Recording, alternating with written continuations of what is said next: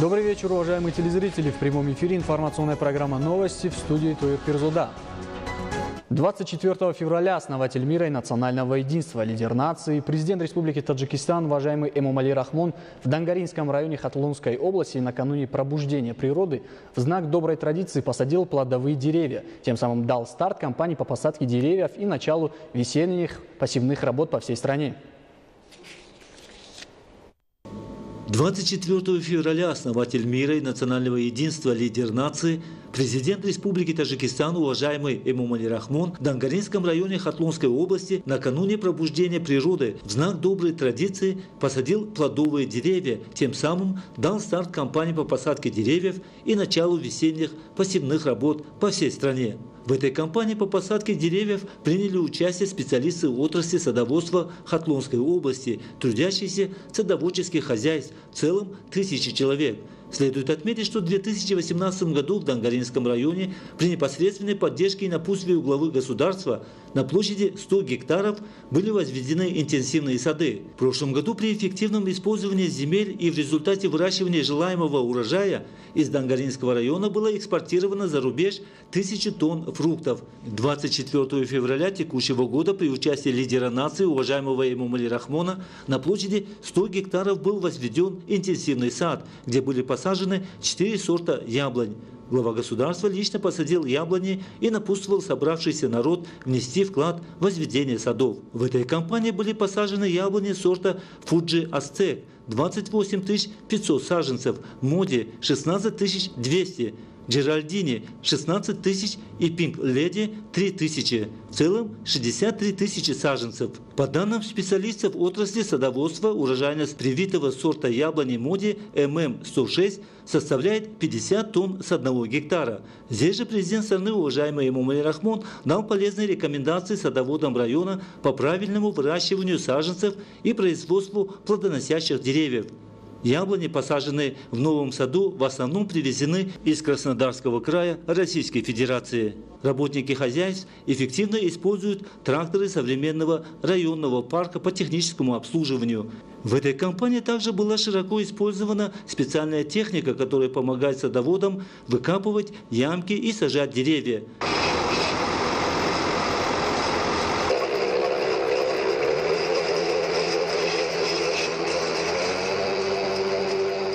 После завершения кампании по посадке яблонь и ознакомления с отраслью садоводства, лидер нации, уважаемый Эмомали Рахмон, в ходе беседы с собравшимися жителями поделился мыслями о созидательных мерах правительства Республики Таджикистан, подготовке к национальному празднику 30-летия государственной независимости Республики Таджикистан, о выполнении основных положений послания президента Республики Таджикистан к Маджлису Оли Республики Таджикистан, развитии отрасли садоводства, пчеловодства и эффективном использовании пассивных земель, увеличение экспорта фруктов за рубеж, получение экономического дохода, развитие сел, возведение различных сооружений, создание новых рабочих мест, а также напутствовал жителей активизировать работы по созиданию и благоустройству. Ежегодно в деле обеспечения продовольственной безопасности страны создаются новые и обновляются старые сады и виноградники. В последние годы в стране особое внимание уделяется созданию интенсивных садов. За годы государственной независимости Республики Таджикистан в стране были созданы десятки интенсивных садов.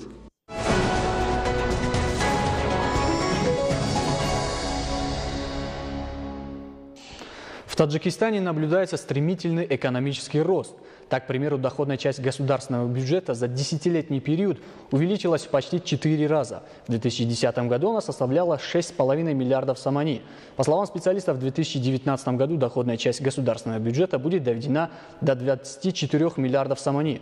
Кроме того, до 2030 года запланировано увеличение доли сферы промышленности в валовом внутреннем продукте до 22%. В настоящее время в стране принимаются меры по эффективной реализации 4-й стратегической цели – это индустриализация Таджикистана. Тему продолжит Карим Хайдар. Индустриализация Таджикистана – 4-я национальная цель. В республике осуществляется план перевода экономики страны из аграрно-индустриальной в индустриально-аграрную. По словам специалистов, за последние 3 года доля сферы промышленности в валовом внутреннем продукте возросла с 15,2% до 17,3%. До 2030 года запланировано увеличение доли сферы промышленности в валовом внутреннем продукте до 22%. Правительством Республики Таджикистан было принято первый этап 3 стратегических целей, значит, выход республики из коммуникационного тупика, обеспечение энергетической независимости и продовольственной безопасности. Правительством было выполнены эти стратегические цели, и Республика Таджикистан превращается как транзитную страну. И кроме того, мы же энергетически независимость республики и правительством однозначно проблема решена. Уже мы превращаем страну как экспортеры энергии и эффективное использование энергии. Следующий шаг правительством должно быть обеспечение качественного питания и качественных условий жизни населения Республики Таджикистан.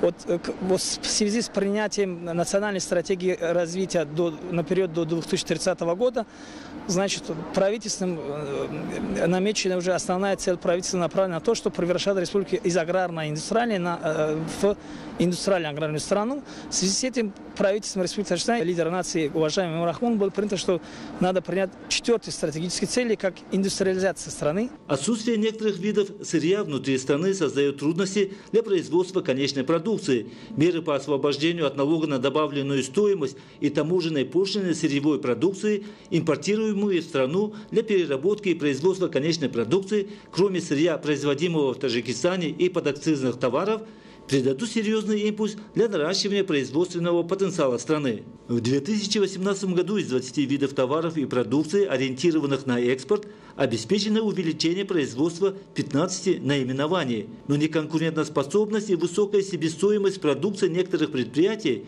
несовершенство путей защиты интересов экспортеров за пределами страны все еще не способствует диверсификации производства и экспорта. В этом плане принимаются меры по налаживанию выгодного сотрудничества с приграничными странами для расширения экспортных и транзитных возможностей страны, транзитных перевозок товаров и продукции и создания зеленых коридоров.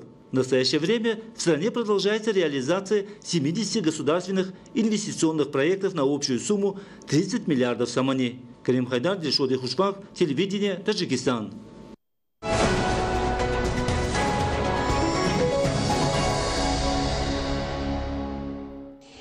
Причиной смерти каждого 10-го курильщика является онкологическое заболевание. Именно рак легких в 90% случаев наиболее часто возникает у людей, которые регулярно курят на протяжении последних лет. Курильщики более подвержены заболеваниям по сравнению с людьми, ведущими здоровый образ жизни. Ученые разных стран мира поделились результатами своих многолетних исследований, которые еще раз подтверждают факты о вреде курения на здоровье человека. При курении сигарет никотин всасывается в кровь и действует подобно наркотику. Человек получает удовольствие и становится зависимым от табака. Кроме того, опасность представляют смолы и еще десятки токсических веществ, содержащихся в табачном дыме. Они оседают внутри бронхиального дерева, снижая местный иммунитет. Человек начинает кашлять, жаловаться на одышку. У него чаще развиваются бронхит, пневмония и другие недуги бронхов и легких. Заядлым курильщикам с большим стажем угрожает хроническое обструктивное заболевание легких. Сигареты на самом деле скорее притушивают работу психической сферы. А вот все остальное, тело, начинает в это время просто бушевать. Гипоксия, которая вызывает табачный дым, начинает вызывать спазм сосудов. В ответ на это происходит резкое повышение давления. А подумайте, что каждый день, изо дня в день, в течение нескольких лет человек, курящий хотя бы по полпачки сигарет, стоит на верном пути приобретения гипертонической болезни. Пагубное влияние курения сказывается не только на внутренних органах, но и отражается на внешнем виде. На кожу курильщика обрушивается удар всего химического коктейля, который образуется в результате сгорания табака. Аммиак, синильная кислота, бутан, никотин, карболовая кислота, формальдегиды, пиридин, мышьяк, кадмий и другие. Кроме прямого повреждающего действия, есть еще и опосредованный механизм, через который курение вызывает преждевременное старение кожи. Каждая сигарета нейтрализует в организме 35 мг витамина С, аскорбиновой кислоты, который не может производиться внутри нашего организма и должен поступать извне. Одна из многочисленных функций витамина С – защита коллагена, вещества, которое отвечает за гладкость и упругость кожи. В отсутствие аскорбиновой кислоты коллаген разрушается, что способствует преждевременному образованию морщин, особенно вокруг глаз и рта. При курении кожа истончается. Недостаток кислорода приводит к плохому кровообращению, что вызывает истощение кожного покрова. Чем дольше человек курит, тем меньше шансов обратить дегенеративные процессы в коже и вернуть ей упругость и здоровый цвет. Независимо от того, существует или нет легкий способ бросить курить, бросать сигареты надо. Спасите себя, откажитесь от сигарет. Зумрат Файзиева, Дильшоди Хушвак, телевидение Таджикистан.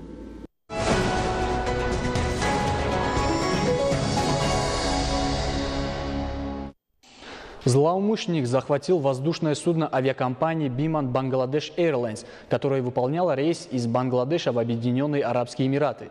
На регион, где расположены крупные канадские города Гамильтон, Кингстон и Торонто, обрушился мощный циклон. Почти 30 тысяч домов, магазинов и госучреждений остались без света в провинции Онтарио. Об этих и других событиях в мире более подробно в блоке зарубежных новостей. В Бангладеш пассажир, пытавшийся угнать самолет, застрелен сотрудниками спецслужб. Авиалайнер со 143 пассажирами на борту летел из столицы Бангладеш Даки в Дубай. После того, как мужчина попытался захватить воздушное судно, командир экипажа принял решение экстренно сесть в городе Читтагонг. После приземления все 143 пассажиров и 7 членов экипажа «Боинг» были успешно эвакуированы. 25-летний гражданин Бангладеш, пытавшийся захватить самолет, требовал личных переговоров с премьер-министром страны. Спецслужбы, окружившие лайнер, уговаривали злоумышленника сдаться, однако он начал стрелять. В ходе перестрелки террорист был ранен и скончался по дороге в больницу. По данным властей, у преступника был при себе пистолет, есть предположение, что он был психически болен. Как минимум 11 человек погибли в результате взрыва на ткацкой фабрике в штате Утар-Прадеш на севере Индии. Сила взрыва была такой, что разрушила саму фабрику и 3 дома неподалеку от нее. Причину взрыва пока выяснить не удалось. Полиция установила, что на территории фабрики находилась нелегальная мастерская по производству фейерверков. Все, кто находился на борту разбившегося грузового самолета, погибли. Инцидент произошел на юго-востоке штата Техас, США. Авиакомпания Atlas Air, которая принадлежала Boeing, подтвердила гибель 3 человек. Грузовой самолет выполнял рейс из Майами в Хьюстон. Boeing потерпел крушение недалеко от города Анаук. Сейчас специалисты устанавливают причины происшедшего. В 2018 году в Афганистане жертвами военных действий стали 3,8 тысячи мирных жителей. Еще 7,1 тысячи человек были ранены. Такие данные содержатся в докладе миссии ООН по содействию в Афганистане и Управления Верховного комиссара ООН по правам человека. Специалисты подчеркивают, что количество жертв увеличилось на 11% по сравнению с 2017 годом. Общее число погибших и пострадавших составило почти 11 тысяч человек и стало рекордным за все время с начала учета. Уточняется, что больше всего мирных жителей, 63%, погибли в результате атак антиправительственных сил. Множество жизней унесли также атаки террористов-смертников и воздушные операции. В Афганистане продолжается противостояние правительственных сил и боевиков. Национальные силы обороны и безопасности Афганистана проводят по всей стране совместные операции по борьбе с терроризмом. Грецию засыпало снегом. Причина тому циклон Океанис. Холодный фронт севера Европы принес с собой обильные снегопады, а температура воздуха упала сразу на 10-15 градусов по Цельсию, что совсем нетипично для теплолюбивой Греции, пусть даже и в феврале. Из-за снегопадов нарушено транспортное сообщение в северной и центральной частях страны. В аэропорту многие рейсы были отменены. В горных районах закрытыми оказались ряд авиатрасс. Кроме того, в Эгейском море дует штормовой ветер, что сказывается на паромном сообщении. В провинции Онтарио на востоке Канады около 30 тысяч домохозяйств, магазинов и государственных учреждений остались без электричества из-за ураганного ветра. По информации метеорологов, местами скорость порывов ветра достигает 120 км в час. Непогода обрушилась на южную часть региона, где расположены города Торонто, Кингстон и Гамильтон. Аварийные бригады устраняют обрывы на сетях, однако о сроках завершения работ пока не сообщается. При этом число обрывов может также увеличиться. Также поступала информация о десятках поваленных деревьев и рекламных щитов. У многих малоэтажных домов сорваны крыши, о пострадавших пока не сообщается.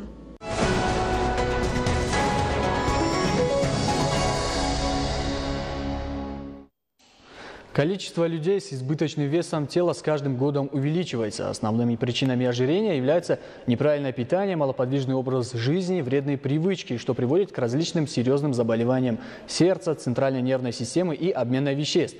Одним из существенных рисков избыточного веса является сахарный диабет. Подробности у Шалубердиевой.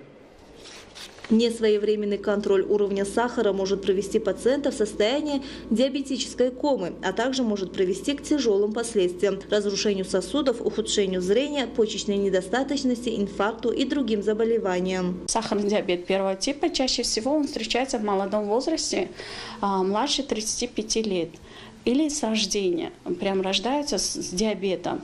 Чаще всего там основная причина – это абсолютная недостаточность инсулина.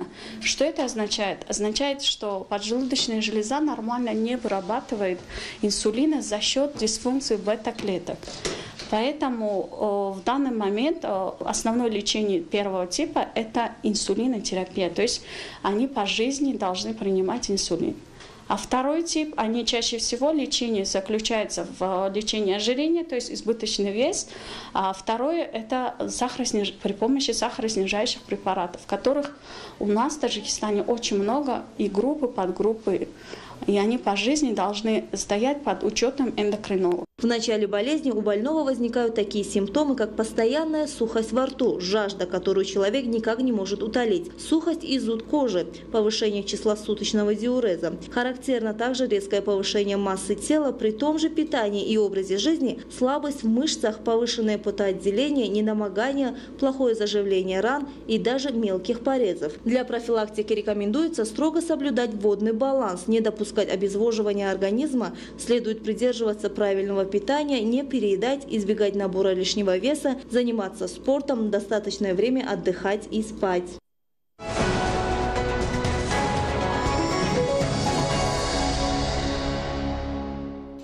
Уважаемые телезрители, это были главные новости к этому часу. О развитии событий в 20:30. Будьте здоровы!